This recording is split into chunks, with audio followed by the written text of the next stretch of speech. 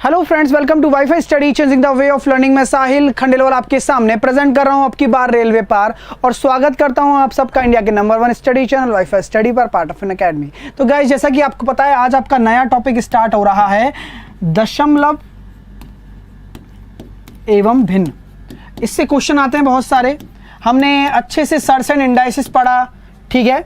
अब दशमलव एवं भिन्न पढ़ेंगे। उसके बाद मैं आपको एक दिन पढ़ाऊंगा स्क्वायर कैसे निकाले जाते हैं, स्क्वायर रूट कैसे निकाला जाता है और क्यूब रूट कैसे निकाला जाता है। तो ये तीनों चीज़ें हम डिस्कस करेंगे, ठीक है। तो सब लोग जुड़ जाइए। स्टार्ट करता हूँ आज का सेशन बहुत ही शानदार तरीके से।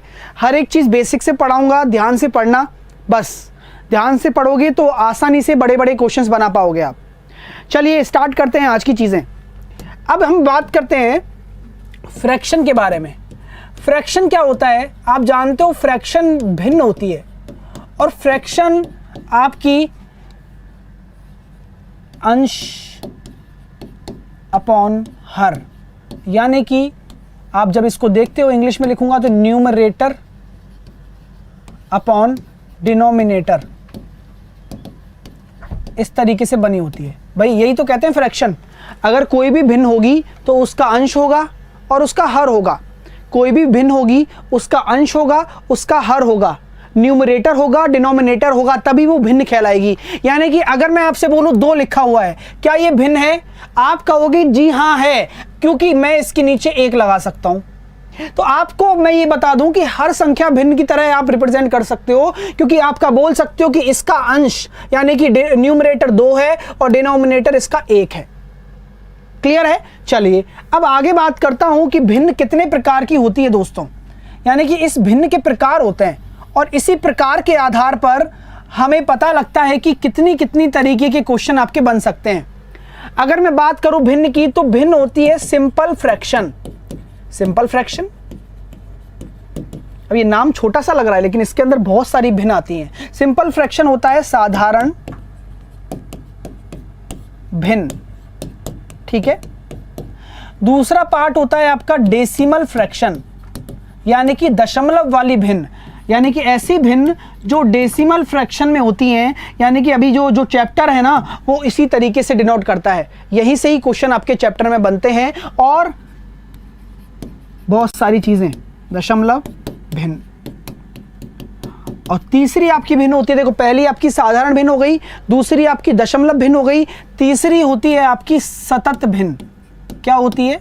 सतत भिन्न, जिसको हम बोलते हैं कंटिन्यूड फ्रैक्शन। अब देखो यार, तीनों में अंतर क्या है, पहले मैं बताऊंगा आपको तीनों में अंतर क्या है, कैसे हम इन चीजों को समझेंगे, क्या क्या मैं आपको बताने वाला हूं। आराम से पढ़ोगे बहुत ही स्पष्ट तरीके से। मैं आपके सामने यह कह रहा हूं साधारण भिन्न का मतलब क्या है। साधारण भिन्न यानी कि 3/4, 3/8, 2/5। अगर इस तरीके की कोई भिन्न आ जाए तो वो सिंपल साधारण भिन्न है, जैसा कि आपको दिख रहा है, ठीक है। अगर डेसिमल भिन्न क्या होती है, जैसे कि 0.2 यानी कि 0.2 के ऊपर बार, इस तरीके की जो भिन्न होती हैं जो दशमलव के तौर पर लिखी जाती हैं, दशमलव से फ्रैक्शन में बदली जाती हैं, ठीक है। और सतत का मतलब क्या होता है, जैसे कि मैं लिख देता हूं 1 + 1/2 + 1 + 1/2 प्लस ऐसे जो कंटिन्यू चलती जाएं उनको कहेंगे सतत भिन्न। तो हम हर चीज को अच्छे से पढ़ेंगे स्पष्ट तौर पर। पहली हेडिंग में लिखवा रहा हूं आपको, पहली हेडिंग का नोट्स में डाल लेना। पहली हेडिंग सिंपल फ्रैक्शन के बारे में पूरी जानकारी, ठीक है। तो आज हम पढ़ेंगे सिंपल फ्रैक्शन क्या होता है। अब जब मैंने आपसे बोल ही दिया है कि सिंपल फ्रैक्शन के बारे में पढ़ने वाले हैं, तो ये हेडिंग हो गई सिंपल फ्रैक्शन, साधारण भिन्न।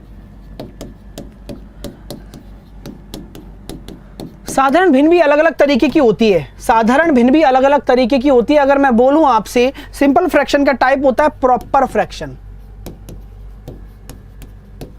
प्रॉपर फ्रैक्शन, उचित भिन्न। एक बार देख लीजिए, क्योंकि क्वेश्चन तो कैसे भी बन सकते हैं।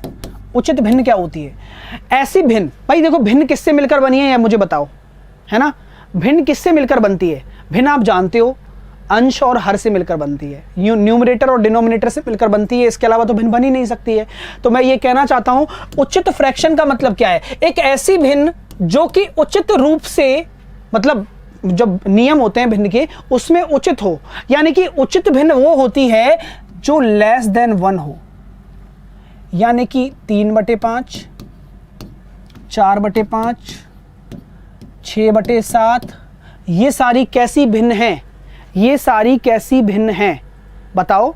आप ये कह सकते हो जो भिन्न 1 से छोटी हो, देखो ना, यानी कि जो आपका अंश होगा वो हर से छोटा होना चाहिए। आपका अंश है जो, आपका अंश हर से छोटा होना चाहिए, यानी कि मैं ये कह सकता हूं न्यूमरेटर आपका डिनोमिनेटर से छोटा होना चाहिए और जो भिन्न कहलाएगी वो कहलाएगी उचित भिन्न। अगर मैं बात करूं इम्प्रॉपर फ्रैक्शन की, इम्प्रॉपर फ्रैक्शन यानी कि अनुचित भिन्न। अब जब उचित भिन्न आपको समझ में आ चुकी है तो अनुचित भिन्न क्या होगी जरा बता दो, खुद ही दिमाग चलाओ और खुद ही निकाल के बताओ कि अनुचित भिन्न क्या होगी। ऐसी भिन्न होगी जिसका मान 1 से ज़्यादा होगा, यानी कि वो भिन्न कैसी होगी, उसका अंश हर से बड़ा होना चाहिए, यानी कि न्यूमरेटर आपका डिनोमिनेटर से बड़ा होगा, तो वो अनुचित भिन्न कहलाएगी। क्या कहलाएगी? अनुचित, यानी कि उसका कोई मतलब नहीं है, यानी कि वो उचित भिन्न के तौर पर काम नहीं ली जा सकती। इम्प्रॉपर आपकी 1 से ज़्यादा होती है, इम्प्रॉपर फ्रैक्शन कहते हैं। जैसे कि मैं लिख देता हूँ 5/4, 7/6, 9/8, that is called improper fraction, that is called improper fraction. PDF डल जाएगा, अभी थोड़ा टाइम लग रहा है क्योंकि थोड़ा एरर आ रहा था उसमें, है ना, जब डाला था ना मैंने तो एरर आ रहा था, तो डल जाएगा PDF। ठीक है, ठीक है, यहाँ तक क्लियर हो गया। प्रॉपर और इम्प्रॉपर समझ में आ गया। चलें आगे, आगे बताता हूँ मिक्स्ड फ्रैक्शन। आगे साधारण भिन्न का ही टाइप होता है एक मिक्स फ्रैक्शन। अब जब गणितज्ञ थे ना, उन्होंने पहले उचित और अनुचित की खोज की, लेकिन कोई आया उसने कहा कि यार एक और तरीके की फ्रैक्शन होती है, एक और तरीके की फ्रैक्शन होती है। तो पूछा गया कि भाई किस तरीके की फ्रैक्शन होती है, बोले मिक्स फ्रैक्शन बोलेंगे हम, क्योंकि देखो उचित भिन्न का तो पता लग चुका था। अब खोज की गई मिश्रित फ्रैक्शन की, मिश्रित भिन्न की। मिश्रित भिन्न का मतलब मिक्स होना चाहिए, मिश्रित मतलब मिक्स होना चाहिए, यानी कि उचित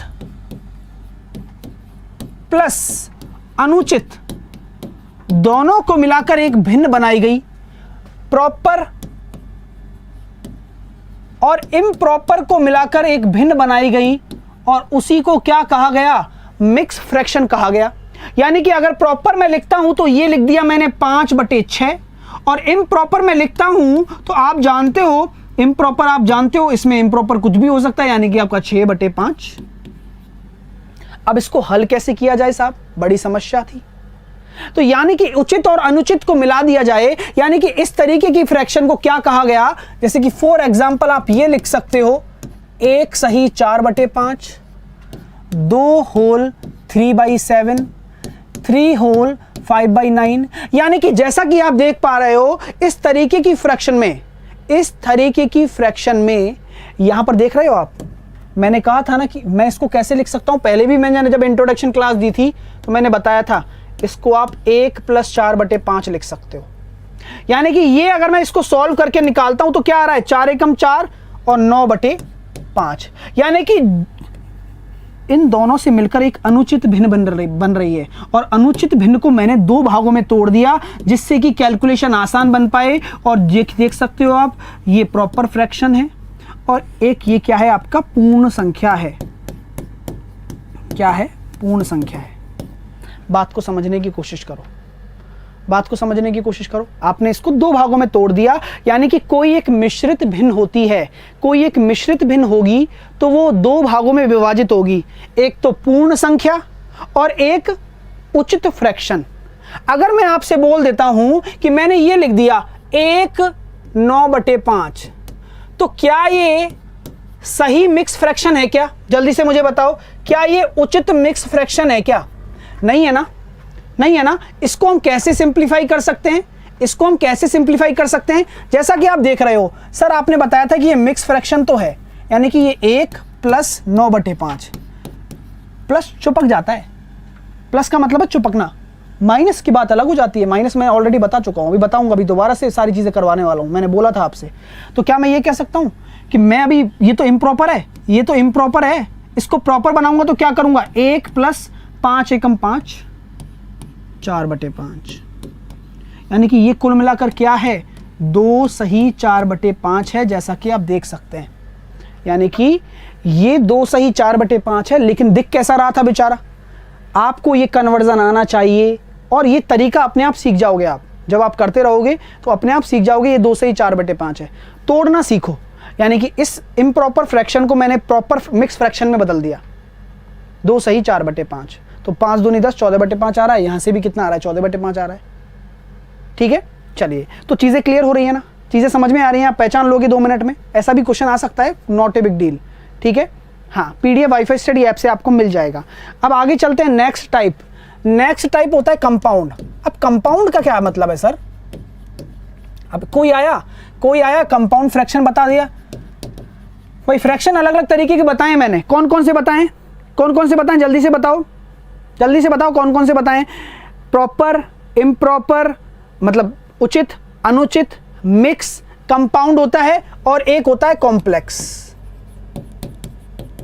यानी कि इसको कहते हैं जटिल। अब जटिल का मतलब क्या है, कैसा एग्जाम्पल होता है, ये फ्रैक्शन सारे बनते हैं। कंपाउंड मतलब होता है यौगिक, यानी कि मिलकर बनाने वाला। तो कॉम्प्लेक्स का मैं एग्जाम्पल दे देता हूं आपको, जैसे कि मैंने आपसे बोला 3/5 अपॉन 5/7, ये आपकी क्या है, कॉम्प्लेक्स है। कैसे करोगे बताओ? ठीक है, कंपाउंड फ्रैक्शन। मैट्रिक्स नहीं कराते क्या आप? मैट्रिक्स आपके सिलेबस में है अभी क्या? कुछ भी? ठीक है, मैट्रिक्स 11th 12th में आता है, यहां कहां से आ गया मैट्रिक्स? ठीक है, यहां पर मैं एक एग्जांपल ऐसे दे देता हूं आपको, 9/7 अपॉन 21, 27/21। तो मैंने जब इसको सॉल्व करना बताया तो आप कैसे करोगे? तो आप जानते हो इसको क्या लिख सकते हो, 3/5, और इसको उल्टा कर दो, यानी कि 7/5। ये हो गया आपका 21/25। तो सॉल्व करने का तरीका आपको पता होना चाहिए। इस फ्रैक्शन को ऐसे का ऐसा लिखो, और नीचे वाले को उल्टा कर दो, यानी कि 21/27। तो आपने 9 से काटा 3 बार, 7 से काटा 3 बार, और 3 से काटा 1 बार, तो यानी कि ये 1 आ जाएगा। तो इस तरीके से आप इसको सॉल्व कर सकते हो। सॉल्व करने का तरीका बहुत सिंपल है। अब क्वेश्चन क्या बनता है सर, ये तो बताओ। अब क्वेश्चंस की बातें कर लेते हैं हम लोग। क्वेश्चन होता है कंपैरिजन या ऑर्डर करना, ordering of fraction, ordering of fraction, यानी कि क्वेश्चन आता है भिन्नों के क्रम पर, भिन्नों के क्रम पर, यानी कि लार्जेस्ट बताइए, स्मॉलेस्ट बताइए, ऐसा क्वेश्चन आपसे पूछा जाता है। मैं आपको सारे तरीके बताऊंगा जो भी भिन्नों के क्रम पर आते हैं, तो आप चुपचाप ध्यान से सुनिएगा और जो चीज बता रहा हूं वहीं पहुंचिएगा, वरना बात फिसल सकती है। अगर मैं आपसे कहूं कि कोई भी भिन्न बनती है वो आपकी अंश और हर से बनती है, तो आप चीजों को समझ पा रहे हो ना? यानी कि मैं ये कहता हूं न्यूमरेटर पे डिपेंड है और अपॉन डिनोमिनेटर पे डिपेंड है। अगर मैं आपसे कह देता हूं कि मैंने किसी भिन्न का अंश को कांस्टेंट रख दिया, यानी कि मैंने अंश को चेंज नहीं किया, कांस्टेंट रख दिया, और हर को मैं चेंज कर रहा हूं, यानी कि हर को मैं बदल रहा हूं, तो भिन्न कैसे पता लगाएंगे कि कौन सी बड़ी है कौन सी छोटी है?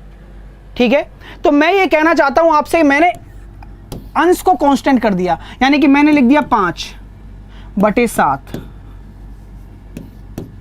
5/9, 5/13, 5/6। मैंने अब अगर मैंने इनको दे दिया पहला, इसको दे दिया मैंने दूसरा, इसको दे दिया मैंने तीसरा, इसको दे दिया मैंने चौथा, तो मुझे क्रम बताओ, क्रम कौन बड़ा है और कौन सबसे छोटा है? तो कैसे बताएंगे?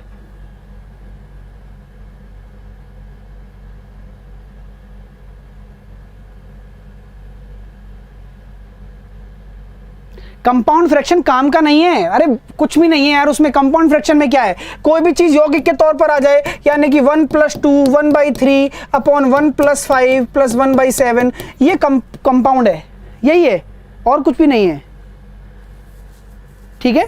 चलो, तो ये ऐसा अब 10 बार इस चीज को नहीं है, जो चीज काम की है वो बता रहा हूं अभी तो मैं आपको, ठीक है ना। चलिए,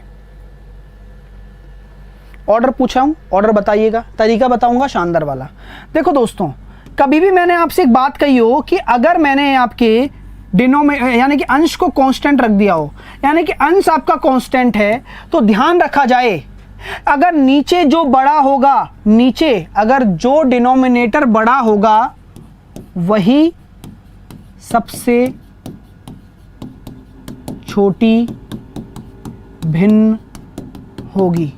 यानी कि जिसका डिनोमिनेटर बड़ा है, अगर मैंने बोल दिया मेरा अंश कांस्टेंट है, डिनोमिनेटर किसका बड़ा है, डिनोमिनेटर बड़ा है इसका, तो सबसे छोटी है। सबसे छोटा किसका है, इसका, तो ये सबसे बड़ी है, यानी कि चौथा सबसे बड़ा, उसके बाद में पहला, उसके बाद में दूसरा, उसके बाद में सबसे छोटा हो जाएगा तीसरा।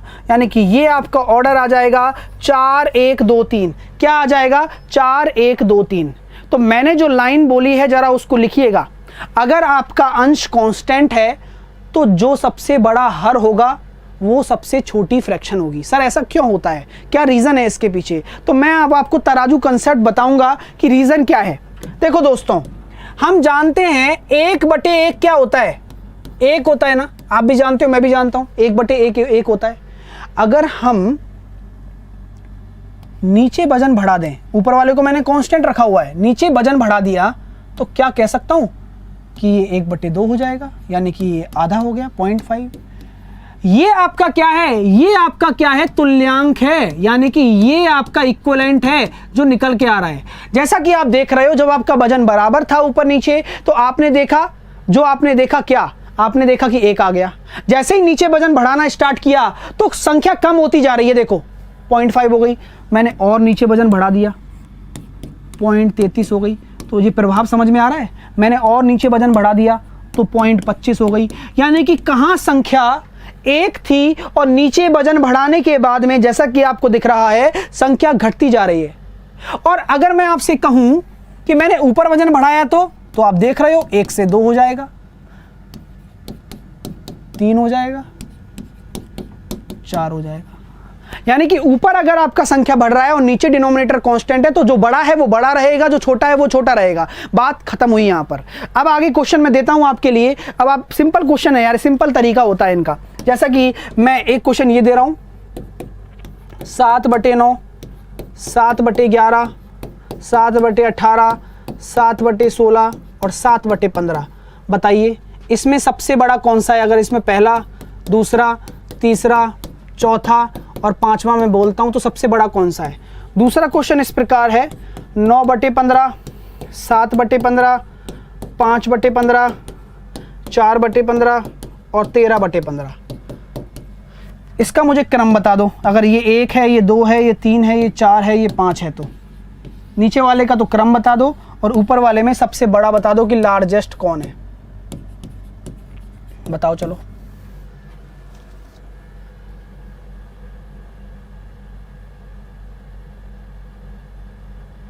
तो मैं ये कह सकता हूं आप लोगों से कि अगर मेरा अंश कांस्टेंट है, यानी कि न्यूमरेटर मेरा कांस्टेंट है, तो नीचे जिसका वजन ज्यादा वो सबसे छोटा और नीचे जिसका वजन कम वो सबसे बड़ा। और सबसे कम वजन किसका है? मैं देख पा रहा हूं 7/9 का है, यानी कि यही मेरी सबसे बड़ी भिन्न हो जाएगी। और सबसे छोटी क्या हो जाएगी? स्मॉलेस्ट। सबसे स्मॉलेस्ट वो भिन्न होगी जिसका नीचे वजन सबसे ज्यादा है, यानी कि 7/18, यानी कि तीसरे नंबर की। अगर मैं इसके क्रम की बात करता हूं मेरे दोस्तों, इसका क्रम क्या इस प्रकार आएगा, जरा देख लीजिए। अगर मैं इसके क्रम को दर्शाता हूं आपके सामने तो यहां पे आप देख सकते हो 1 2 3 4 5 है, लेकिन मैंने बोला कि नीचे अगर वजन कांस्टेंट कर दिया तो ऊपर जो बड़ा है ना वो सबसे बड़ा होगा, यानी कि 5, उसके बाद 1, उसके बाद 2, उसके बाद 3, उसके बाद 4, यानी कि ये आपका आंसर आ जाएगा 5 1 2 3 4, 5 1 2 3 4। बात क्लियर हो गई क्या? ये चीज़ें क्लियर हो गई ना? इसका ऑर्डर क्या हो जाएगा? 5 1 2 3 4। ठीक है, ये आपका लॉजिक हो गया। अब सर ऐसे क्वेश्चन थोड़ी ना आएंगे, आसान थोड़ी ना आएंगे इतने, तो अलग अलग मेथड होते हैं। मेथड कैसे निकालेंगे हम? एक होता है डिफरेंस मेथड। क्या होता है? Difference method. इस मेथड का काम क्या है, यानी कि अंतर विधि। अंतर विधि बहुत शानदार मेथड है, इससे आप किसी भी क्वेश्चन को आसानी से हल कर सकते हो। और एक मेथड होता है क्रॉस मल्टीप्लिकेशन मेथड। कौन सा होता है? Cross multiplication method. इससे भी आप जो क्वेश्चन इससे नहीं कर पाओगे वो इससे कर पाओगे। तो सारे मेथड आपको समझना जरूरी है और आसान बहुत है। वज्र गुणन विधि, वज्र गुणन विधि। और तीसरा मेथड होता है एलसीएम मेथड। एलसीएम मेथड इसे हम यूज नहीं करेंगे। क्यों? क्योंकि जब क्वेश्चन इन दोनों से हो जाएगा तो हम तीसरा मेथड काहे यूज करें भाई। ठीक है, चलिए अब मैं आपको क्वेश्चन बताता हूं कैसे कैसे आएंगे। चलो हम पढ़ लेते हैं डिफरेंस मेथड के बारे में। बहुत सारी चीजें, डिफरेंस मेथड बहुत जरूरी है, इसके बारे में पढ़ते हैं। मैं क्वेश्चन आपके सामने दे रहा हूं, जरा मुझे आंसर दीजिएगा। ठीक है, अगर भाई एलसीएम मेथड से करना चाहते हो ना तो एक एलसीएम मेथड का क्वेश्चन लिख लो। एक एग्जाम्पल दे रहा हूं एलसीएम मेथड वाला। ठीक है, एक एग्जाम्पल दे रहा हूं जस्ट, फिर इसके बाद हम डिफरेंस मेथड पढ़ेंगे। एलसीएम मेथड है 4/5, 3/10, 2/15 और 1/10।